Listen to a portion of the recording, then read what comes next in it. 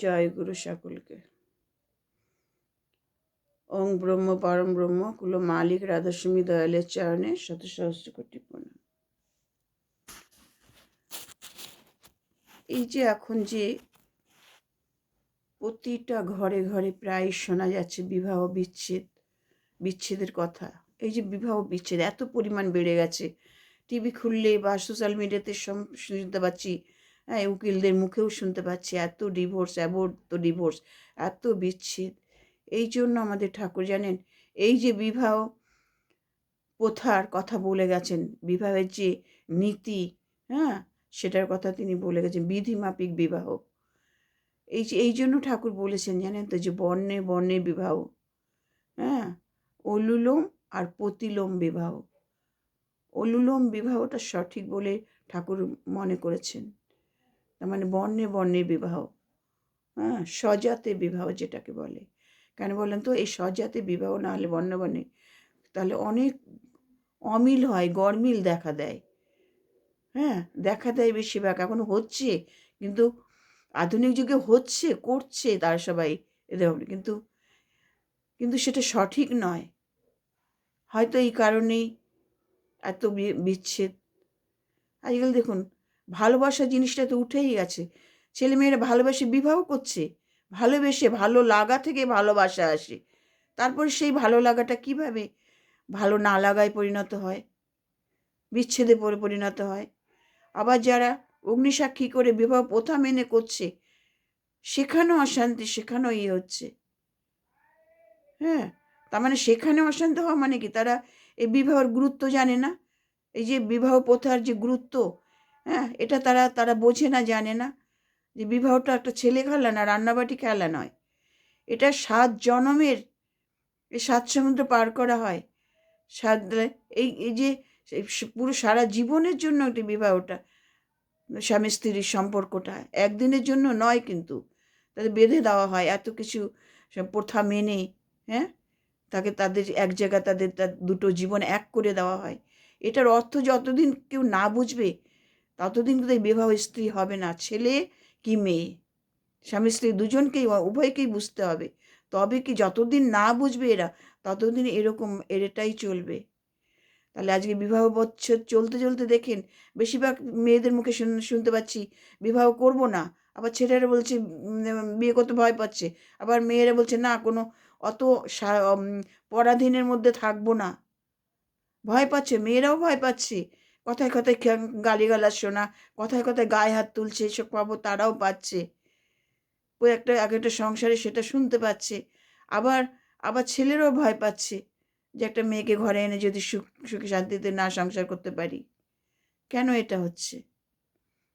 এটা উভয়ে পরিবারে, উভয়ে স্বামী স্ত্রী মিলে যতদিন না বুঝবে, ততদিন এটা স্থায়ী হবে না। তাই জন্য আমাদের ঠাকুর কিন্তু পাত্র নির্বাচন করার আগে তার কতগুলো বলে গেছেন, হ্যাঁ, বংশ, বর্ণ, গোত্র, চরিত্র, হ্যাঁ, এই সমস্ত দেখে, হ্যাঁ, তবে একটা মেয়েকে পাত্রস্থ করতে হবে।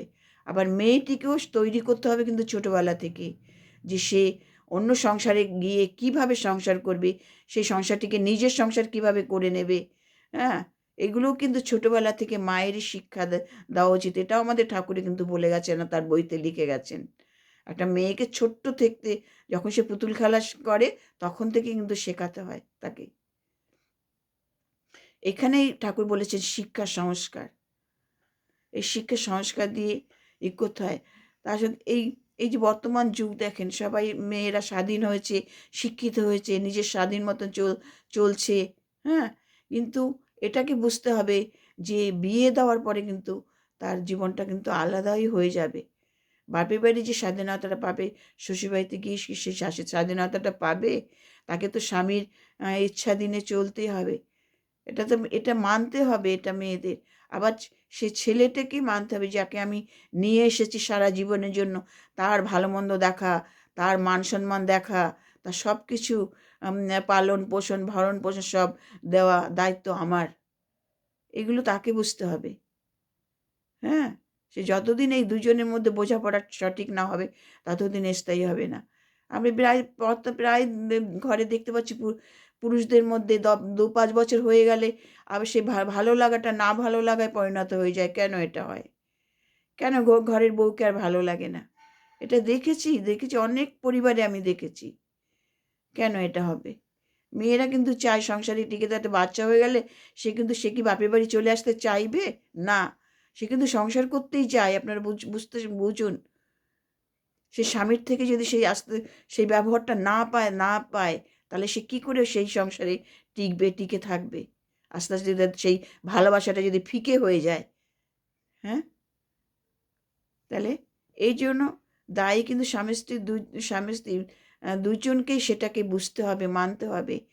হ্যাঁ, ঘরের যে স্ত্রী তার সংসার কীভাবে গুছিয়ে করবে সকলকে নিয়ে, শ্বশুর-শাশুড়িকে নিয়ে, স্বামীকে নিয়ে, সেটা তাকে বুঝতে হবে। স্বামীটিকে বুঝতে হবে, মাকে নিয়ে, বউকে নিয়ে আমি কীভাবে চলবো। হ্যাঁ, এই যে আমাদের আচার্যদেব কী বলেন জানেন? কথায় কথায় যারা ঘরের স্ত্রীর উপর গায়ে হাত তোলে তারা কাপুরুষের থেকেও অধম। হ্যাঁ, নোংরা ভাষায় ঘরের বউকে কথা বলা, একটা শিক্ষিত মেয়েকে যদি বাজে ভাষা দিয়ে কথা বলে তা আপনারা ভুলুন তার কতটা তার নিজস্ব ব্যক্তিত্বে পড়ে, আত্মসম্মানে লাগে, এটা বুঝুন। এটা এটা দেখেছি, এগুলো উদাহরণ সম্মুখে স্বচক্ষে দেখেছি। তাহলে সেই সংসারে একটা মেয়ে কী করে সেই সংসারে সে সারা জীবনটা সে কাটাবে? হ্যাঁ, আর শাশুড়ি মা, তাকে বুঝতে হবে, শাশুড়ি মা যদি বুদ্ধিমান না হয় না কখনো সে সংসার করবে না। তাকে বুঝতে হবে যে আমার ছেলের বউ, সে আমার ঘরের বউ, একদিন দুদিনের অতিথি না, সারা জীবনের জন্য এসেছে। ছেলেকে সে বিয়ের আগে যেভাবে পাবে, বিয়ের পরে কি সেটা আশা করা সঠিক? ঠিক কি না? এখন বুঝতে হবে তাদের জীবন, তাদের সংসার। এমনও শাশুড়ি দেখেছি জানেন, যে একদম ঘরের ছেলে বউকে পর্যন্ত হিংসা করছে, রান্না বান্না শেখাচ্ছে না, লুকিয়ে লুকিয়ে রান্না করছে, শেখাবেন। আপনি কত রকম শাশুড়ি দেখেছেন? হ্যাঁ, হাতের থেকে ভাতের থালা কেড়ে নিচ্ছে, সে স্বামীকে খেতে দিতে দেবে না, সে নিজে হাতে খেতে দেবে। হ্যাঁ, কটা ঘরের খবর জানে মানুষে। এগুলো আমি না নিজে চোখে দেখেছি এগুলোকে। হ্যাঁ, হিংসা করে সবসময়, মানে ঠিক সতীনের মতন হিংসা করছে, প্রতিটি খাবার নিয়ে, জিনিসপত্র নিয়ে, বাইরে ঘোরা নিয়ে, সব কিছু নিয়ে হিংসা করছে। এরকম তাকে মেয়ের মতো না দেখে, বউয়ের মতো না পালন পোষণ করে তার উপর হিংসা করছে এরকম। তাহলে কি করে? তাই শাশুড়ি যদি বুদ্ধিমতী হয় না, তাহলে সে ঘরের শাশুড়ি বউ মিলেমিশে সুন্দরভাবে সংসার করতে পারে, সংসার করে। হ্যাঁ, সে ঘরের কাজ শাশুড়ি বউ মিলেমিশে করে। আবার শাশুড়ি যদি বয়স হয়ে যায় তাকে ছেড়ে দিতে হয়, ছেলে বউর হাতে সব ছেড়ে দিতে হয়, ওদের সংসার ওরা করুক, আমাদের এখন কিছুই না। আমরা দুবেলা দুটো ভাত পেলে যথেষ্ট। আর আমাদের ঠাকুর দেবতা নিয়ে থাকার, ধর্মগ্রন্থ পড়া, বা একটু বাইরে ট্যুর করলাম, ঘুরতে গেলাম, বিকেলবেলা একটু ঘুরতে বেরোলাম, এইটাই তো। এইরকম যদি যে সংসারে উভয়, আর সেই পতিদেবতা, ওনাকে কিন্তু বুঝতে হবে যে পরিবার এখন কিন্তু তার একটা পরিবার না, দুটো পরিবার, একটা শ্বশুরবাড়ি, একটা নিজের বাড়ি। এটা সেই ছেলের মাকেও বুঝতে হবে। ছেলের আমাদের উপর যেমন দায়িত্ব, তার শ্বশুরবাড়িরও কিছুটা দায়িত্ব আছে। যে সংসারে, যে পরিবারে ধরেন ছেলে নেই, তাদের তো জামাইয়ের উপর পুরো দায়িত্বটা পড়ে যায়। এটা তো বুঝতে হবে না? তাদের তখন দুটো পরিবার এক হয়ে যায়, আসা যাওয়া এটা তো থাকবেই। তাহলে সম্পর্ক কি করে তৈরি হলো? খালি মেয়েটা নিয়ে এলাম হয়ে গেল? না, হয় না, কখনো হয় না এটা। তখন দুটো পরিবার এক হয়ে গেল। হ্যাঁ, এটা এই যে জিনিসগুলো, এগুলো বোঝার মতন ক্ষমতা, বুদ্ধি থাকা দরকার। আর এগুলো শিক্ষারই না হলে না, শিক্ষার আলো যাদের মধ্যে বেশি নেই, তাদের মধ্যে বেশিরভাগ তো সেই সব ঘরে এগুলো বেশি হয়। হ্যাঁ, কত মেয়েরা দেখেন অত্যাচারিত হয়ে, অসম্মানিত হয়ে কিভাবে পড়ে আছে, খালি সন্তানদের দিকে, মুখের দিকে তাকিয়ে, জানেন কত মেয়েরা এক এক ঘর হয়ে বসে আছে, এক মেয়ে করে আছে, এক ঘরে হয়ে বসে বসে রয়েছে সেই ঘরের বউটি, খালি ছেলে মেয়ের মুখের দিকে তাকিয়ে জীবনটা ওখানে একদম মানে বলি দিয়েছে, সেখান থেকে বেরোতে পারছে না ছেলে মেয়ের জন্য, তাকে সেখানে থাকতেই হবে। এটাই তারা প্রতিজ্ঞা করে রাখে যে এখানে আমার ছেলে মেয়ের জন্য আমাকে টিকে থাকতে হবে এখানে আমাকে। তাহলে বলছেন কটা মেয়ে সুখী আছে বিয়ের পরে বলুন তো? ঘরে ঘরে গিয়ে দেখুন। ব্যতিক্রম তো আছে, মেয়েদের মধ্যে ব্যতিক্রম আছে তো, কি সকলে না? বেশিরভাগ মেয়েরা কিন্তু সংসার করতে যায়, এটা জানবেন। কোনো মা চাইবে না যে আমার মেয়ে বিয়ে দিয়েছে ঘরে ফিরে আসুক, চাইবে?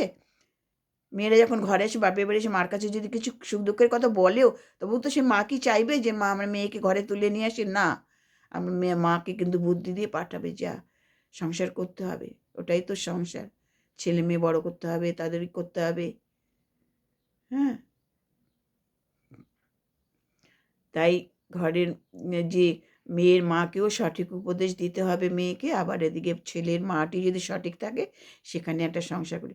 আজকে দেখুন কেন এইগুলো এত, মানে যুগ এত পাল্টেছে, এত অধর্ম হচ্ছে, এত নোংরামি সমাজে হচ্ছে, এত পরক্রিয়া বেড়ে যাচ্ছে, এগুলো শুনতেও কানে না ঝালাপালা হয়েছে, শুনতেও মনে হয় কি কান বন্ধ করে রাখি।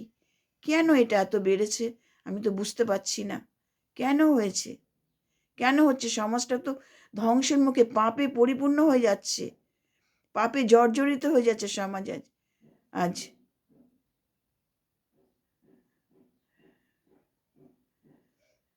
হ্যাঁ, আজকে পরিবার সুন্দর হবে, পরিবেশ সুন্দর হবে, তবে তো সমাজটা ভালো হবে। প্রত্যেকটা পরিবার সুন্দর হবে, প্রত্যেকটা পরিবেশ ভালো হবে, তবে তো সমাজটা সুন্দর হবে। বাবা আজকে বাবা মা কি, কেন বাবা মাকে তো বাবা মাকে দেখতে হবে।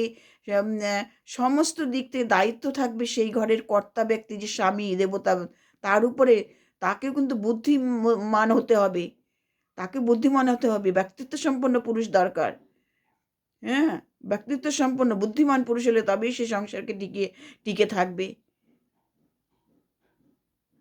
যে পুরুষ পরের কথা চলে, পরের বুদ্ধিতে চলে, সেই পুরুষ কখনো তার সংসারকে টিকিয়ে রাখতে হবে না। আমার সংসার, আমার বাবা মা, আমার পরিবার, আমার স্ত্রী, আমার ছেলে মেয়ে, দায়িত্ব আমার, বুদ্ধি আমার, ব্যক্তিত্ব নেই। এই ব্যক্তিত্ব নিয়ে যে পুরুষ চলবে তারই সংসার স্থায়ী হবে এবং সুন্দর পরিবার গড়ে উঠবে। সেই পরিবারে সংসার, ছেলে মেয়েও সুন্দর আদর্শ সংস্কার, শিক্ষা সংস্কার নিয়ে বড় হয়ে একটা ভালো মনের মানুষ হয়ে উঠবে। জয় গুরু। আমার আলোচনা ভালো লাগলে একটা লাইক শেয়ার কমেন্ট করবেন।